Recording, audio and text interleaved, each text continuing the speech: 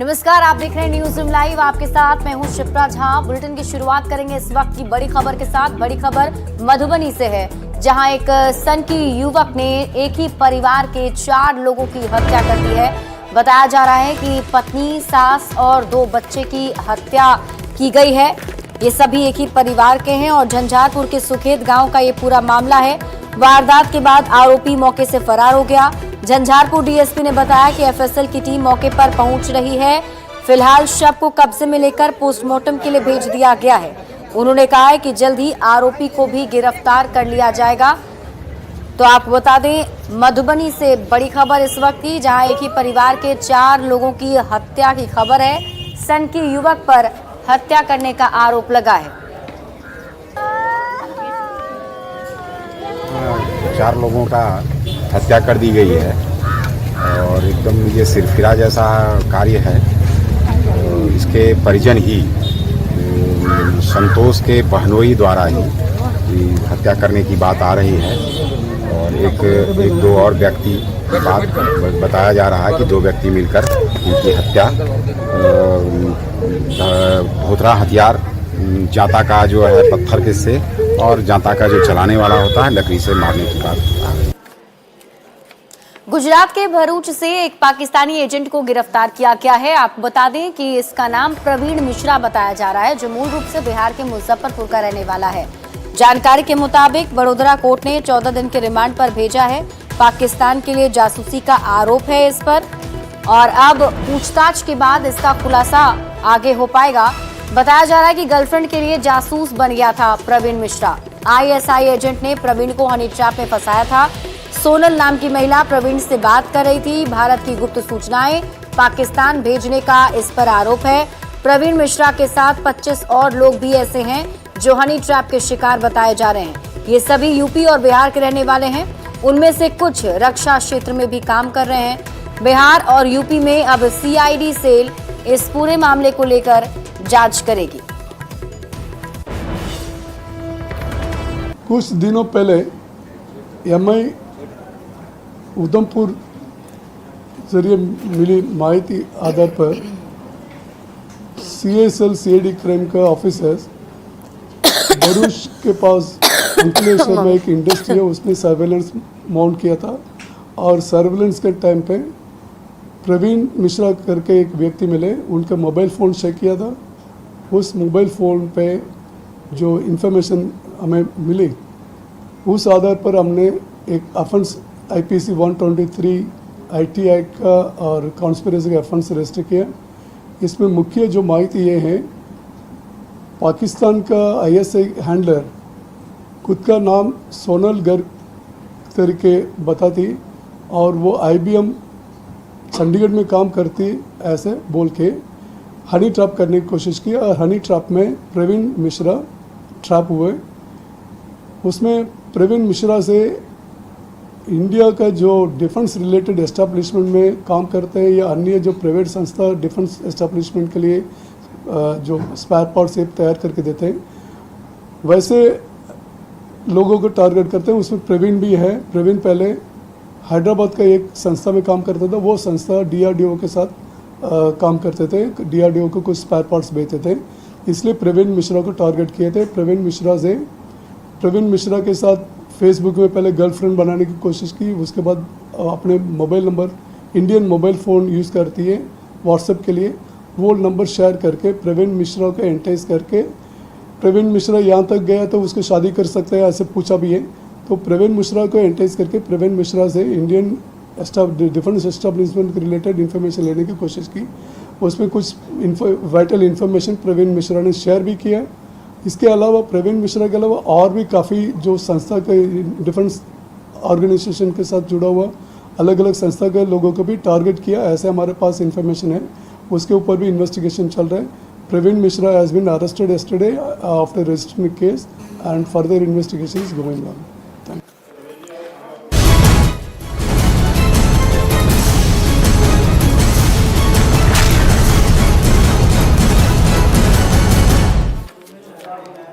बढ़ते हैं आगे और अब बात करते हैं प्रधानमंत्री नरेंद्र मोदी के बिहार दौरे की। पीएम मोदी कल पटना में रोड शो करने वाले हैं और रोड शो को लेकर पूरी तैयारियां की गई हैं।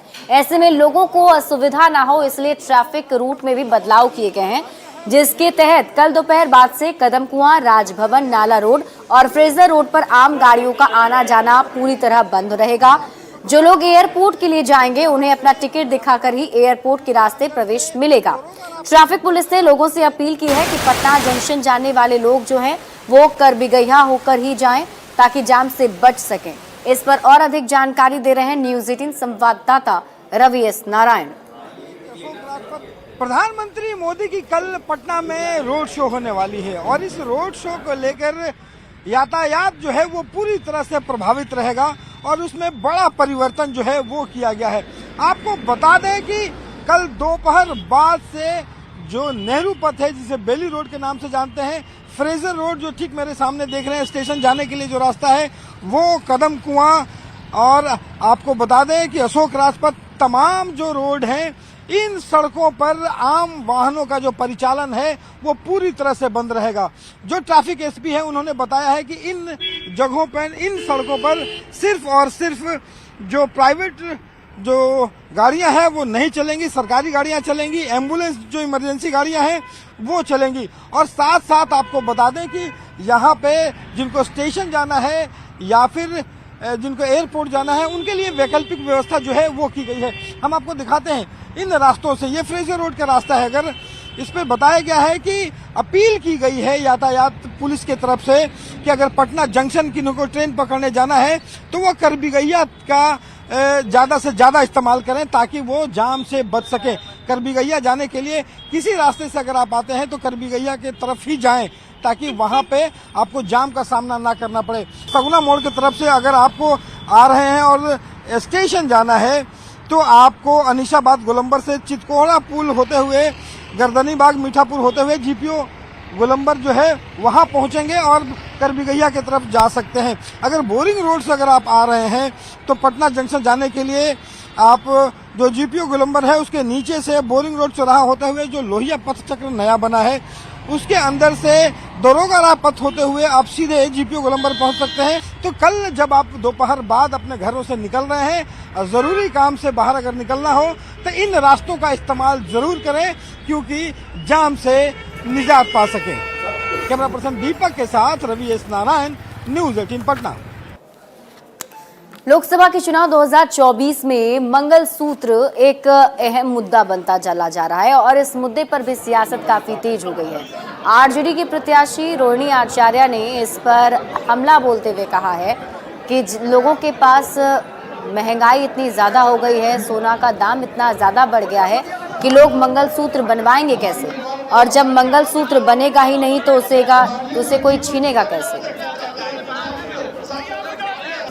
महंगाई तो भैया सारे गरीब लोग तो स्वस्थ है ही, लेकिन हमारे व्यवसाय भाई लोग का भी जीएसटी का हाल देख रहे हैं, इनकम टैक्स का डर देख रहे हैं कितना है। अब सोना इतना महंगा हो गया है, सोना महंगा हो गया, 75,000 का रेट चल रहा है। बताइए, आज तो अक्षय तृतीया भी था, सोना का दुकान खाली पड़ा है, कहाँ से कोई लाएगा, अब कहाँ से कोई मंगलसूत्र बनाएगा, कहाँ से कोई छीनेगा, जब बनेगा ही नहीं तो कोई छीनेगा कहाँ से। गरीब लोग तो परेशान है ही, आम जनता तो परेशान है ही, लेकिन साथ साथ में हमारे व्यवसायी भाई की भी बहुत परेशान है। आप लोग को तो मालूम है, आप लोग बताइएगा भी आगे सब कोई को। अब रोहिणी आचार्य के इस बयान पर बिहार में सियासत गर्मा गई है, जिसमें बीजेपी ने रोहिणी आचार्य पर पलटवार किया है। रोहिणी आचार्य जी विदेश में रहती हैं तो उनको मंगलसूत्र की कीमत नहीं पता, मंगलसूत्र की क्या महत्ता है उनको नहीं पता। दरअसल ये लोग मंगलसूत्र छीनने वाले लोग ही तो हैं।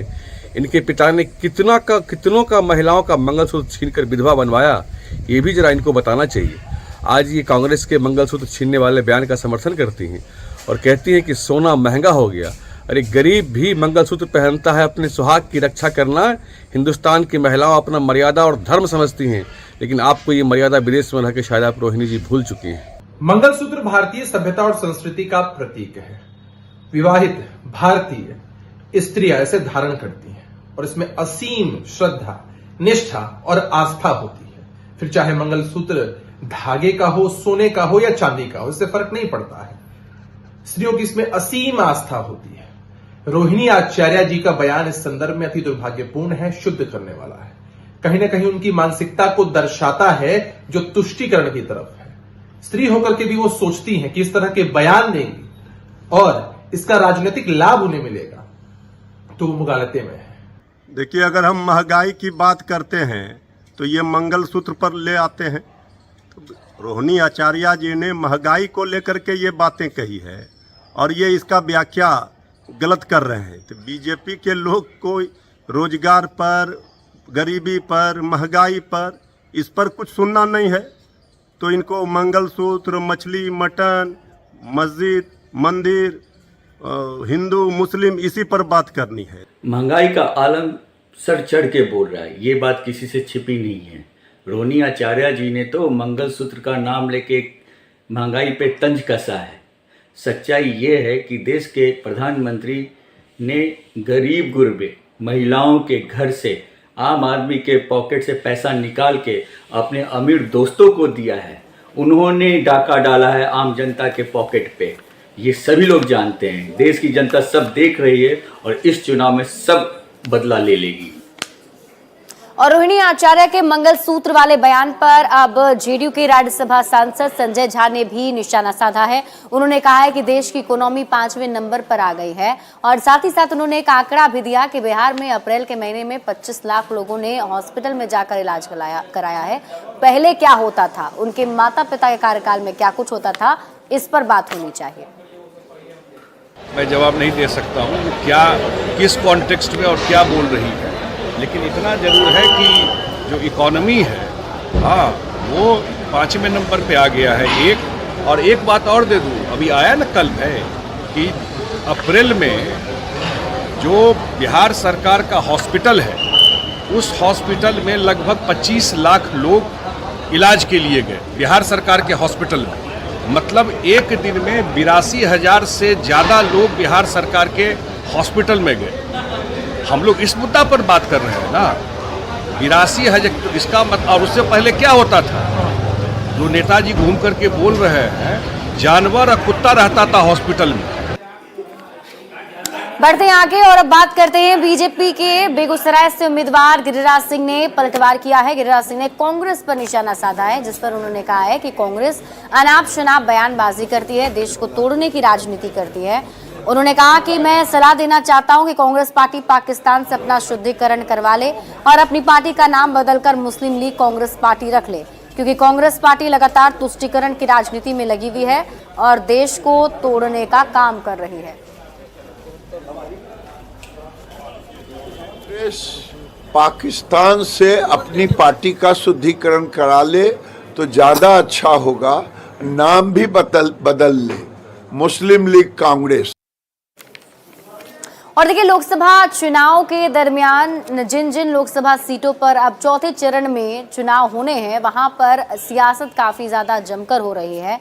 और बात अगर हम काराकाट लोकसभा की सीट की करें तो यहाँ से एनडीए के उम्मीदवार हैं उपेंद्र कुशवाहा और साथ ही साथ यहाँ पर माले से राजा राम सिंह हैं, लेकिन त्रिकोणीय मुकाबला बना दिया है निर्दलीय उम्मीदवार भोजपुरी के अभिनेता पवन सिंह ने मैदान में उतरकर। अब ऐसे में इन तीनों प्रत्याशी के सामने जनता का क्या कुछ कहना है, स्थानीय लोगों का क्या कहना है, यहाँ की बेरोजगारी जो है वो प्रमुख मुद्दा बना हुआ है। चुनावी मुद्दों को लेकर लोगों से बातचीत की है न्यूज़ 18 संवाददाता अजीत कुमार ने। काराकाट लोकसभा क्षेत्र में और यह है डेहरी ऑन सोन, और यहाँ मैं जानने की कोशिश करूँगा आम लोगों से कि इस बार जो है वो किन मुद्दों पर चुनाव हो रही है।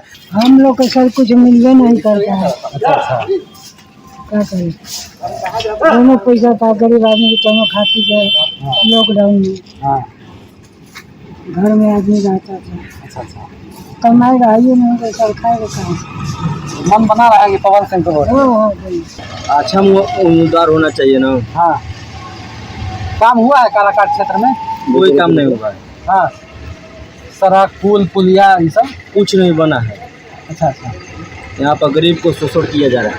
किस तरह का शोषण? जो आता है बोलता है ये करेंगे वो करेंगे, कुछ नहीं कर पाता है। यहाँ से पवन सिंह है, उपेंद्र कुशवाहा है, राजा राम सिंह है, क्या लगता है किनको वोट कीजिएगा? मुद्दा ये है कि कर कारखाना खुले, गरीब को रोजगार मिले, कोई रोजगार नहीं है बिहार में। खड़ा हूँ डालमिया नगर इलाके में, आप देख सकते हैं कि ये जो है, ये जो खंडहर आपको दिख रहा है डालमिया नगर का है, और कभी यहाँ पर रौनक हुआ करती थी, लेकिन आज जो है इसकी स्थिति लगभग खंडहर में तब्दील हो गई है। तो डालमिया नगर का ये क्षेत्र है, डेहरी ऑन सोन का है, और यहाँ जो है वो कई तरह के मुकाबले हो रहे हैं, राजनीतिक जो है मुद्दे, यहाँ कई मुद्दे हावी हैं, लोगों की अपनी अपनी राय है। हम ग्राउंड रिपोर्ट से आपको बता रहे हैं कि काराकाट की क्या स्थिति है। अजीत कुमार, न्यूज़ 18, काराकाट। और सीतामढ़ी लोकसभा सीट से जेडीयू के उम्मीदवार देवेश चंद्र ठाकुर ने पीएम मोदी और सीएम नीतीश कुमार की जोड़ी की तारीफ की है। उन्होंने कहा है कि सीएम नीतीश कुमार और पीएम मोदी की जोड़ी जो है उनके सामने सब फीका। इस रोल मॉडल जोड़ी के जरिए ही विकास हो सकता है। नीतीश कुमार और नरेंद्र मोदी जी की जो जोड़ी है, और जहाँ साथ में नरेंद्र क्या कहते हैं हमारे जीतन राम मांझी हैं, उपेंद्र कुशवाहा जी हैं, चिराग पासवान जी हैं, बाकी क्या रहा, कुछ है बिहार में सर। और यहाँ रुक रहे एक छोटे से ब्रेक के लिए, जल्द लौटते हैं वापस।